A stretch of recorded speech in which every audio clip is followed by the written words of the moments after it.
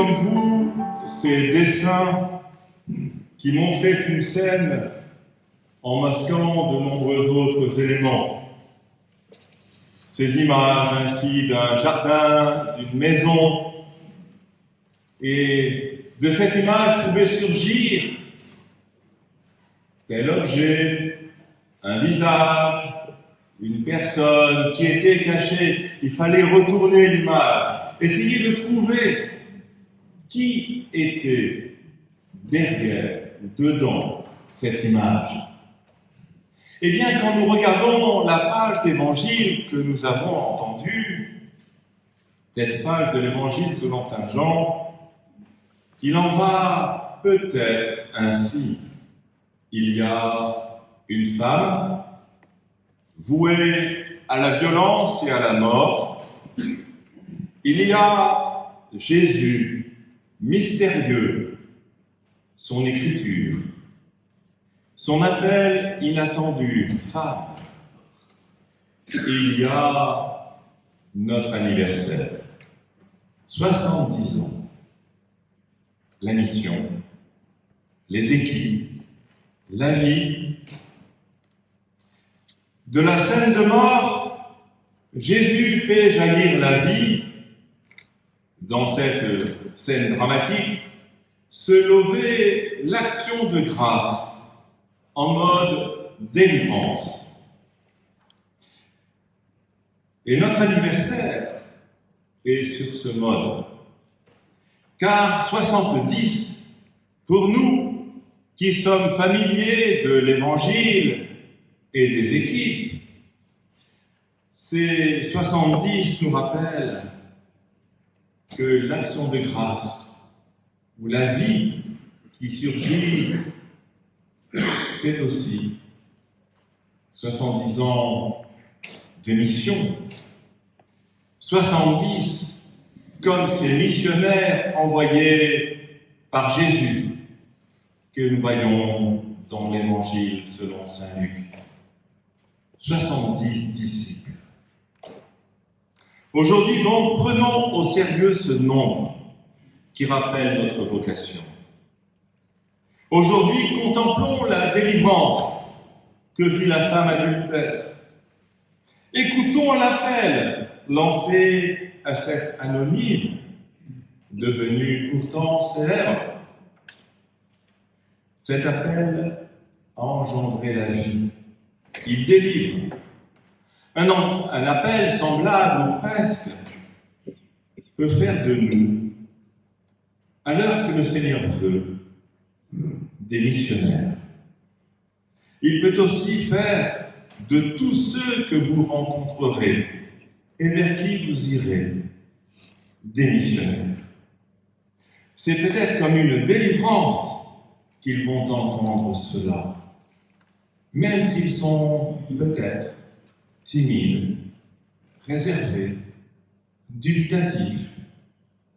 Ce qu'ils entendront va les lancer sur la route comme pèlerins avec le Christ.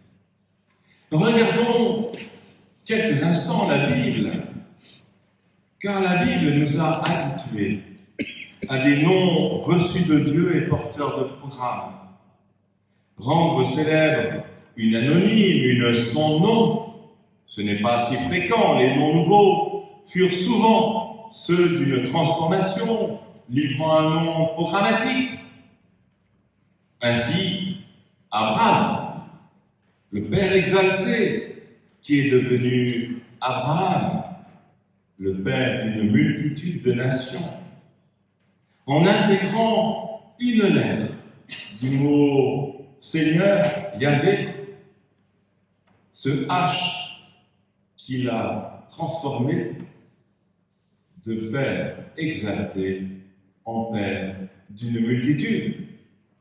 Et de même Sarai, devenue Sarah, ma princesse, qui devint princesse en perdant cette marque du possessif.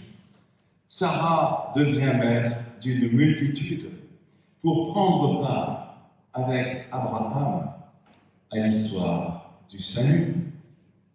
Oui, la Bible nous a rendus familiers d'appels qui transforment des existences. Cette femme amenée à Jésus reçoit un appel. Mystérieux, indirect, mais elle le reçoit. Et sa vie sera changée. Mais l'appel, tout le monde n'est pas comme Marie pour l'entendre et le recevoir d'une façon totale, plénière, droite et simple. Il y a dans la Bible aussi un appel qui peut être perçu et reçu comme une délivrance. C'est ce que vivra Matthieu, Lévi, à l'entrée de Capharnaüm. Sa vie a changé. Le Seigneur l'a intégré à son équipe missionnaire, à son équipe de disciples. Il l'a intégré au point même d'aller chez lui. Lui que l'on ne devait pas fréquenter, le publicain. Il le fréquente, il en fait un disciple, il en fera un missionnaire et il en fait un évangéliste. L'appel peut résonner peut-être comme une épreuve, et ça aurait été le cas d'une situation peut-être difficile à gérer, comme on dirait de nos jours, mais c'est celle de Joseph qui s'interroge un temps pour savoir ce qu'il doit faire. Et il a reçu cet appel, et il le recevra de nouveau pour être comme conforté. Prends chez toi Marie, ton épouse. Et il en va ainsi pour chacun de nous. Prends chez toi Marie. Sois celle qui, chez moi, reçoit. Cet appel peut tout changer, et même si le suivre, lui, le Christ, peut-être ne pas changer notre vie quotidienne, n'en va-t-il pas ainsi de Zachée? Un appel, on le reçoit, on l'écoute et il nous transforme. La vie sera différente, pas tant que ça, complètement. Cela dépend de Dieu. Cela dépend de son image en nous. Cela dépend de la ressemblance que nous souhaitons avec lui donner à notre vie pour qu'elle soit pleinement chrétienne.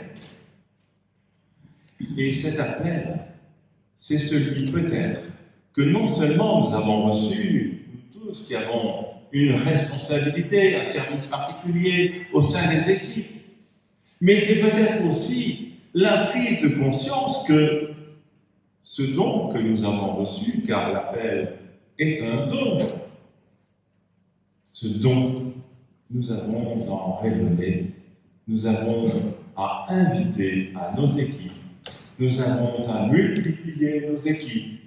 C'est une grâce. Elles peuvent non seulement couvrir notre pays, mais parcourir le monde. Nous l'avons entendu hier.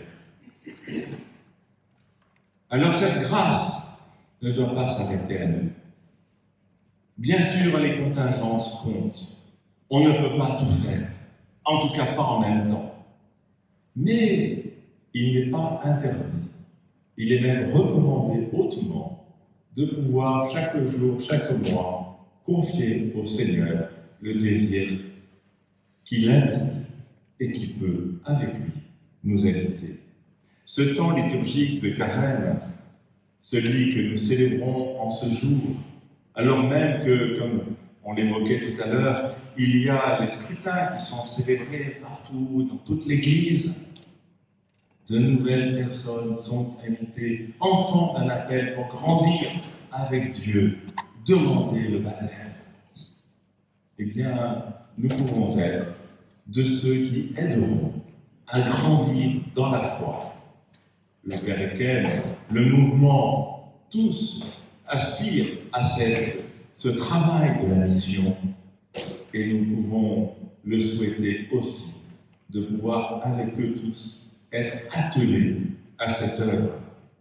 Oui, demandons au Seigneur que la délivrance qu'a expérimentée la femme adultère, une délivrance qui lui a rendu la vie, puisse aussi être expérimentée par chacun d'entre nous, qu'il y ait comme une délivrance qui change notre vie. Elle a entendu « va » et désormais ne perd plus. Celui qui lui a adressé cette parole avait mystérieusement écrit sur le sol. Nul ne sait ce qu'il a écrit. En revanche, quand Dieu écrit avec le doigt sur un minéral, il va laisser les commandements du Seigneur. Et peut-être ce commandement précisément aura manifesté qu'il s'agit bien de Dieu qui donne un appel, une invitation, et qui lui dit « va ». Il nous le dit aussi. S'il nous le dit, c'est pour le bien de tous.